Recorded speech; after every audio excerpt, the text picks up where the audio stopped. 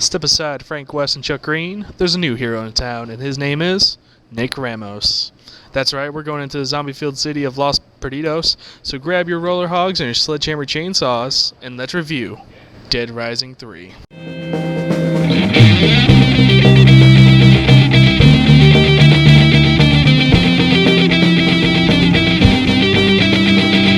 Everybody wants it, everybody needs it. If you say you don't, passion just naive. Everybody wants it, everybody needs it. Hello everyone, welcome to the Piggy Review. I'm Devin, and today we're going to be talking about one of the first titles to come out for the Xbox One, Dead Rising 3. The Dead Rising franchise is one that's very close to my heart, and I have been with it since the beginning. So, without further ado, let's take a look at Dead Rising 3. Before we take a look at Dead Rising 3, let's do a little recap about the other two games in the franchise. For those of you not familiar with the franchise, Dead Rising is a zombie survival game created by Capcom originally in 2006 for the Xbox 360. In the original game, you played as this guy. It's Frank West. Remember that name, because the whole world's gonna know it in 3 days. Reporter Frank West, who is looking to get the scoop of the century by discovering why the town of Willamette is being quarantined by the military. To his surprise, however, Willamette is being overrun by a plague of zombies. What? Did you just say zombies?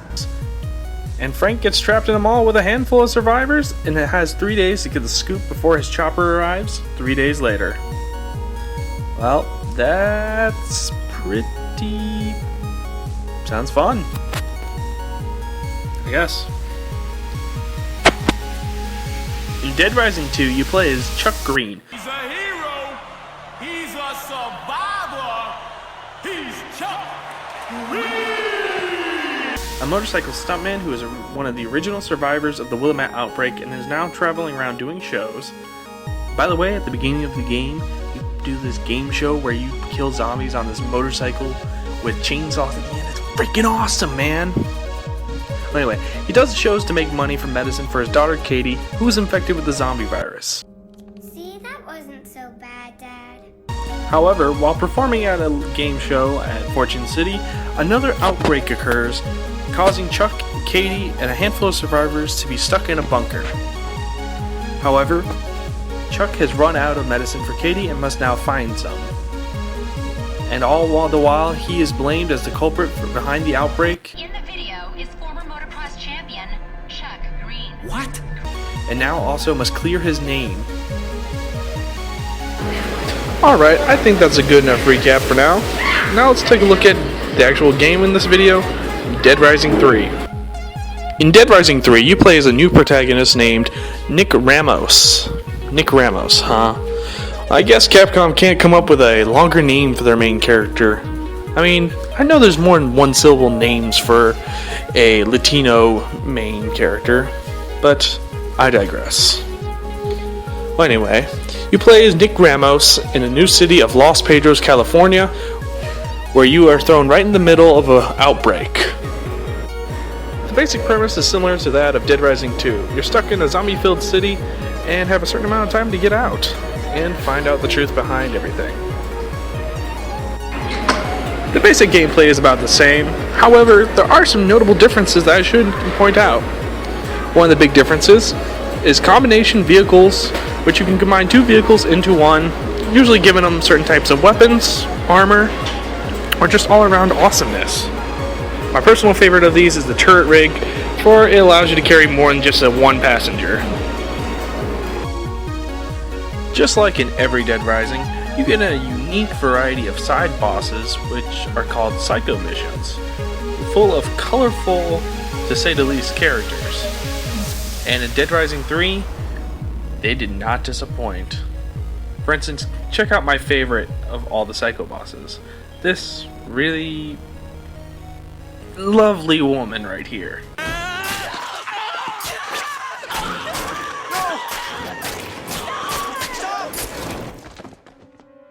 You skinny dudes! You think you can take whatever the hell you want, don't you? World on a platter! Jesus, lady, he was just hungry. So am I, asshole! I think you've had plenty already. Are you calling me Oh shit. Or even possibly this cowboy, I guess is what you'd call him?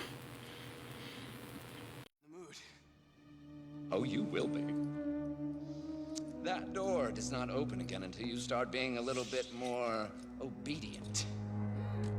If you don't listen to me, then I'm going to be one angry daddy. Just like in Dead Rising 2, there is the feature of combination weapons, combining 2 or more weapons into one to make a stronger, better weapon. They've even included super combo weapons. And a new feature you can do with them now is you don't need to find a workbench to actually make them. You can make them just on the spot wherever you are, as long as you have both materials. A big, very good feature about this game is a larger map. Now, if you look at the first 2 maps, the game was pretty small. It's usually a mall, but this one is an entire city that you actually have to drive around to really get through the entire city. It has 4 major sections of the city, as you can see by this map here. But then again, it's not as big as what you compare to a Grand Theft Auto game to be. But really cannot really complain. At least it's bigger than a mall.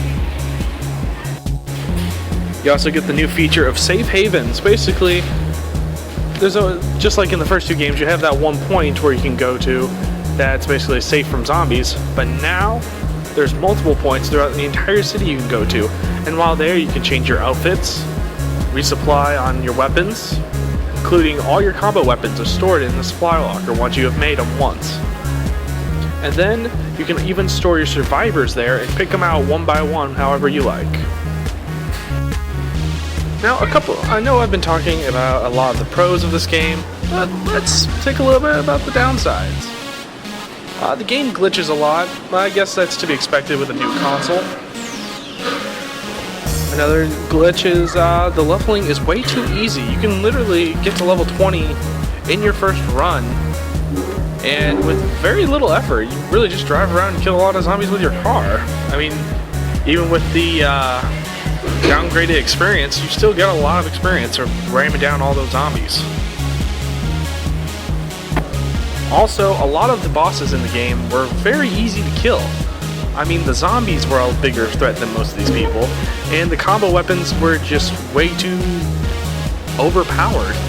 I literally killed most of the bosses in under a minute with just these gloves or the Reaper scythe. Alright, I believe it's time for my final thoughts.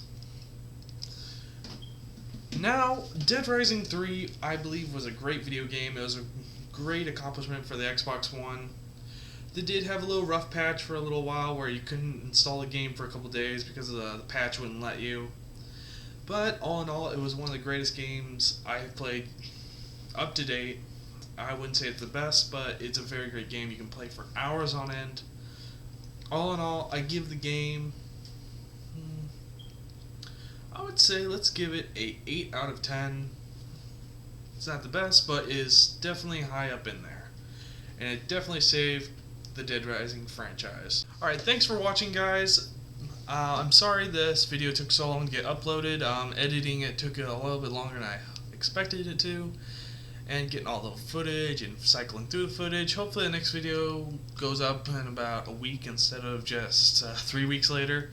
Anyway, if you have anything that you want me to discuss, or any ideas or comments about the show, please leave them down below. Please subscribe to my channel, and also check out the Piggy Review Facebook page. I hope to make that page a little bit of a open discussion for my fellow piglet. You're all my lost boys, armed with wooden swords. We'll climb under the treehouse, underneath the world, and we'll never grow up, we'll never grow old. We'll sing songs despite the devil, go against what we're told. You're all my Captain lost boys, the devil of a man, breathing down my neck, reciting all my sins, saying, boy, grow up, it's time.